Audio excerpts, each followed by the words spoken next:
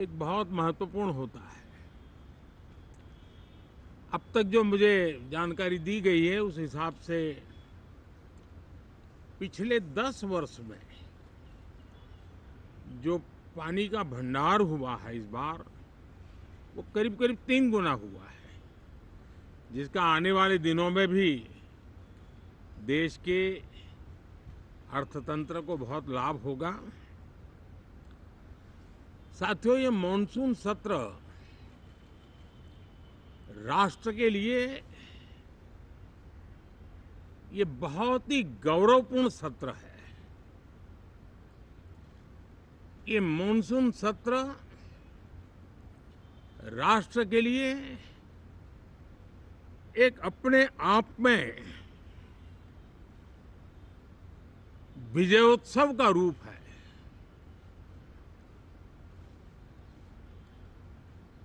और जब मैं कहता हूं कि सत्र राष्ट्र गौरव और विजयोत्सव का सत्र है, तो सबसे पहले तो मैं पहली बार इंटरनेशनल स्पेस स्टेशन पर भारत का तिरंगा झंडा वहां लहराना, ये हर देशवासी के लिए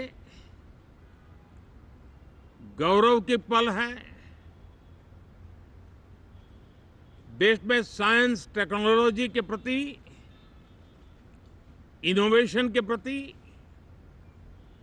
नया उमंग और उत्साह भरने वाली ये सफल यात्रा रही है। और पूरे सांसद, लोकसभा राज्यसभा दोनों सदन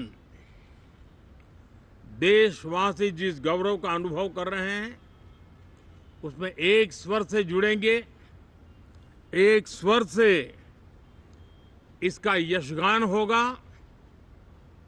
जो भारत को अंतरिक्ष में नई ऊंचाइयां पर पहुंचाने वाले जो भावी कार्यक्रम हैं उनके लिए भी प्रेरक बनेगा, प्रोत्साहक बनेगा।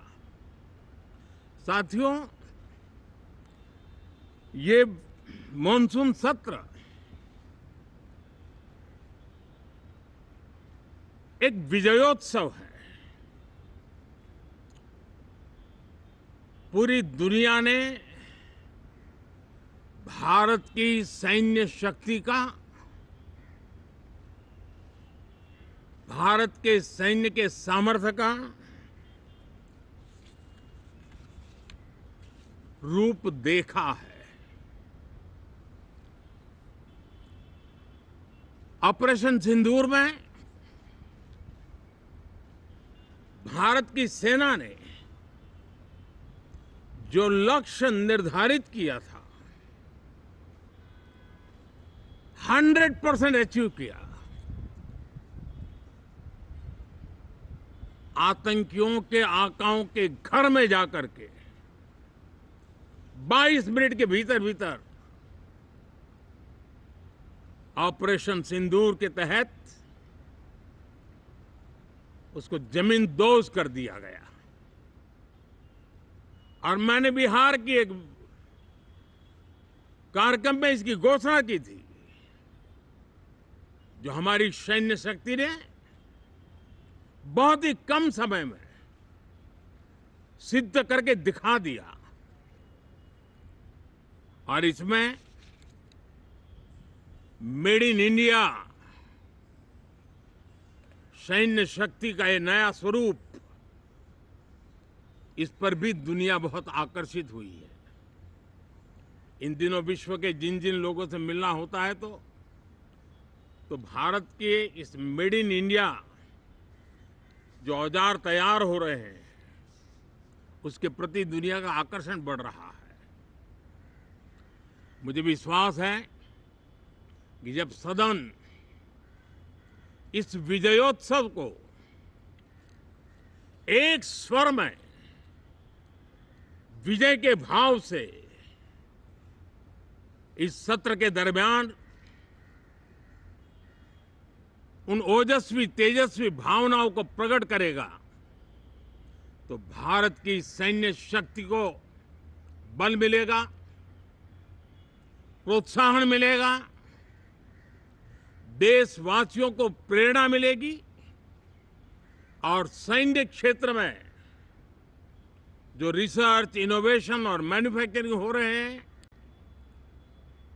Made in India defence equipment बन रहे हैं, उसको भी एक बल मिलेगा और जो भारत के नौजवानों के लिए नए रोजगार के अवसर पैदा करेगा। साथियों, ये दशक हम एक प्रकार से देख सकते हैं कि शांति और प्रगति कंधे से कंधा मिलाकर के आगे बढ़ने के कदम कदम पर प्रगति के एहसास करते रहे हैं। देश कई प्रकार की हिंसक वारदातों का शिकार रहा है, लंबे अरसे तक शिकार रहा है। देश आजाद हुआ तब से ये समस्या को हम झेल रहे हैं, चाहे आतंकवाद हो, नक्सलवाद हो। कोई प्रारंभ में शुरू हुआ होगा, कोई बाद में शुरू हुआ होगा, लेकिन आज नक्सलवाद का, माओवाद का दायरा बहुत तेजी से सिकुड़ रहा है। माओवाद को, नक्सलवाद को जड़ से उखाड़ने के संकल्प के साथ देश के सुरक्षा बल एक नए आत्मविश्वास से, तेज गति से सफलता की ओर कदम रख रहे हैं।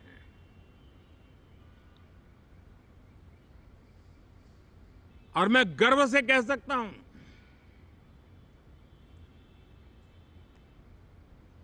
देश में सैकड़ों जिले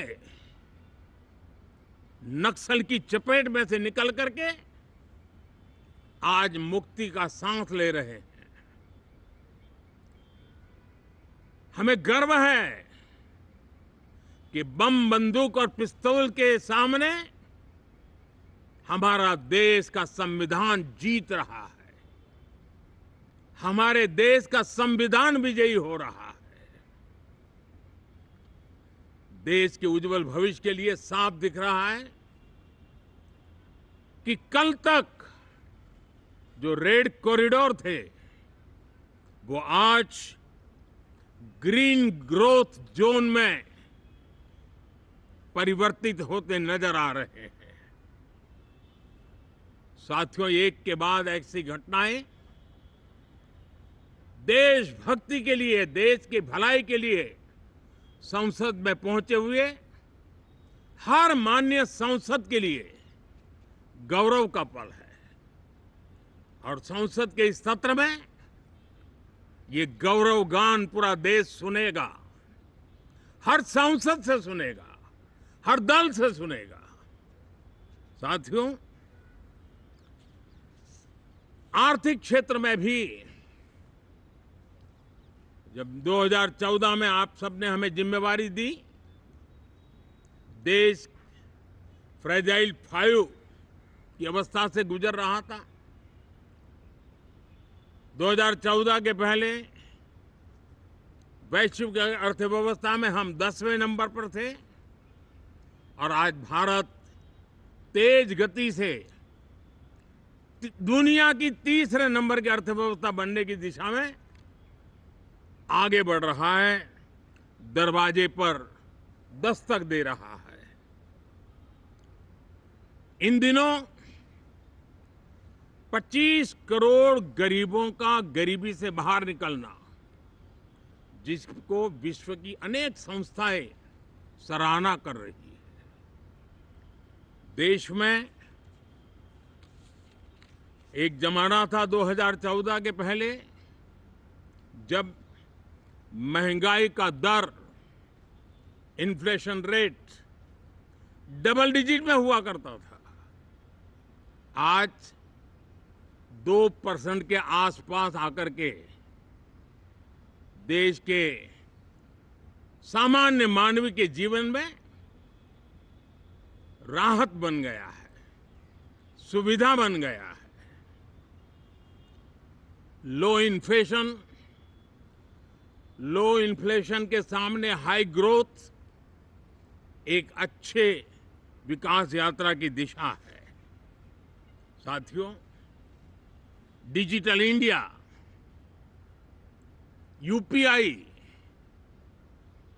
आज भारत के एक नए सामर्थ्य को दुनिया देख रही है, पहचान रही है और ज्यादातर देश में उसके प्रति एक आकर्षण पैदा हो रहा है।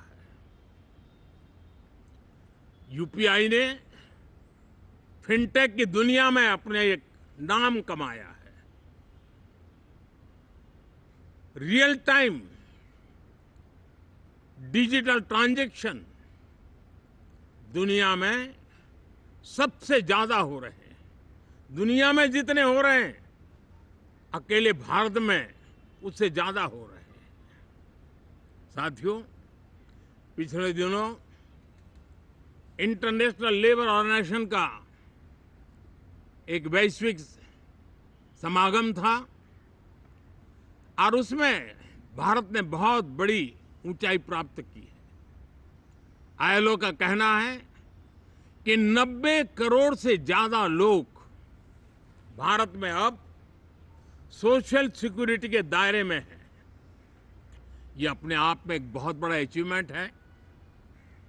उसी प्रकार से वैश्विक संस्था WHO ने ये कहा है कि भारत अब आंख की जो बीमारी आमतौर पर बारिश के सीजन में ज्यादा देखी जाती थी, ट्रैकोमा, अब भारत को WHO ने ट्रैकोमा फ्री घोषित किया है।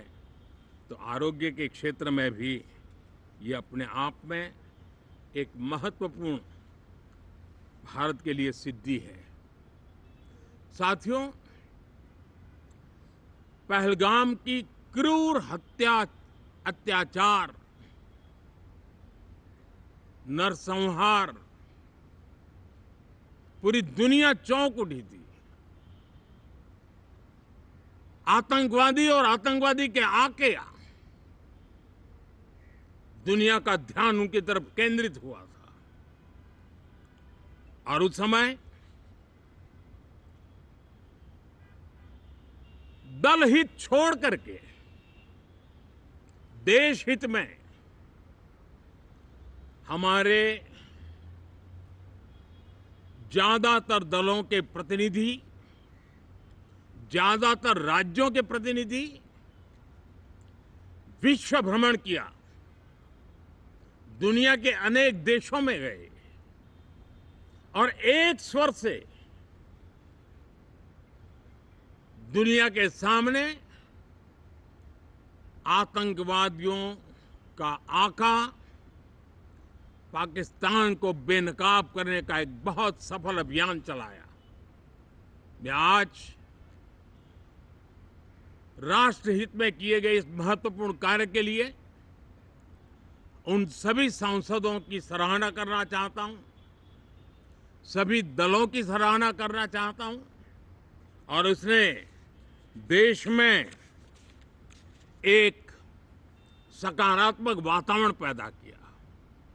विश्व ने भारत की बात को स्वीकार करने की दिशा में अपने मन के द्वार खोले और इसके लिए ये हमारे सांसदगण, हमारे राजनीतिक दल सराहना करने के मेरे लिए सौभाग्य है। साथियों, हम जानते हैं कि ये स्पिरिट, एक स्वर, एक एकता का वातावरण देश को कितना उत्साह से भर देता है। विजयोत्सव का ये पर्व इस मॉनसून सत्र में भी उसी भाव से प्रकट होगा देश की सैन्य शक्ति को सराहना करेगा, देश के सामर्थ्य का गौरवगान करेगा और देश के 140 करोड़ नागरिकों को नई प्रेरणा का कारण बनेगा। मुझे विश्वास है कि हम सब मिलकर के डिफेंस के क्षेत्र में आत्मनिर्भर होने के इन प्रयासों को बल दें, सेना के सामर्थ्य की सराहना करें। और मैं आज देशवासियों के सामने जरूर कहूंगा और देश के राजनीतिक दलों से भी कहूंगा कि देश ने एकता की ताकत देखी है, एक स्वर का सामर्थ्य क्या होता है देखा है। तो सदन में से भी सभी माननीय सांसद उसको बल दें, उसको आगे बढ़ाएं। और मैं जरूर कहूंगा, राजनीतिक दल अलग अलग हैं, हर एक का अपना एक एजेंडा है, अपनी एक भूमिका है, लेकिन मैं इस वास्तविकता को स्वीकार करता हूं कि दल हित में मत भले न मिले, लेकिन देश हित में मन